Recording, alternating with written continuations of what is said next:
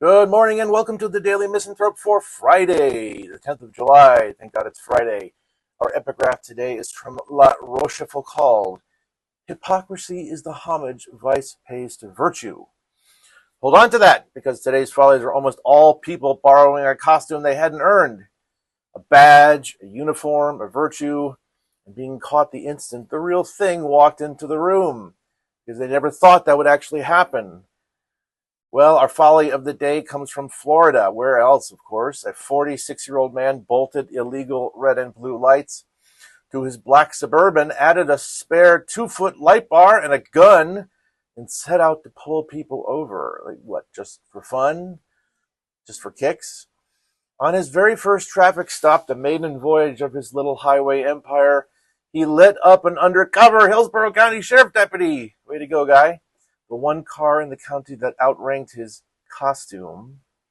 The lesson isn't that he was unlucky. The impersonator's whole enterprise assumes a world uniformly weaker than his pretense, and no such world has ever existed. The real thing is always out there, unmarked.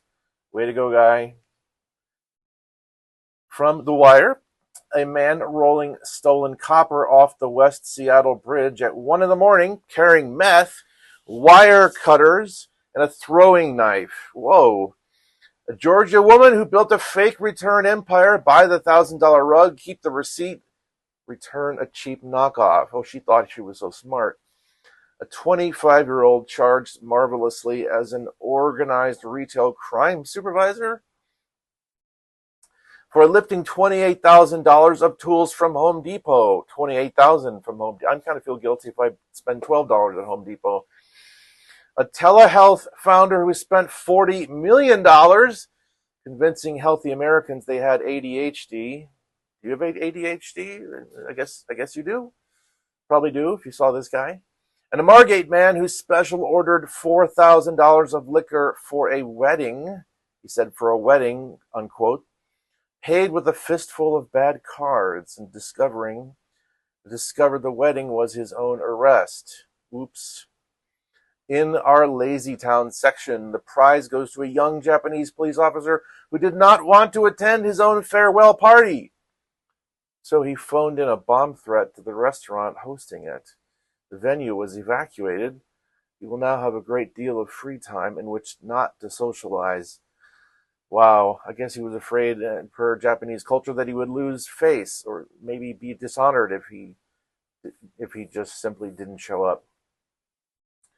And over in the villages of Florida, where else, Jason Bateman, worth an estimated $60 million, went on a podcast to explain that the truly cheap people are his rich friends who merely inherited their money, a distinction the inheritors and possibly the accountants will find fascinating, interesting. Maybe he wants to cut loose some of his fans in the theater. So today's Misanthrope index sits at 8.7 of a nearly full Walken of 9.0. It's distinguished, advanced practitioner. We are showing up here for human folly, powered by the eternal conviction that the switch you flip is the only switch that matters. Today's Daily Misanthrope, brought to you by attorney Christopher Carson. Reporting the follies of humanity without illusion.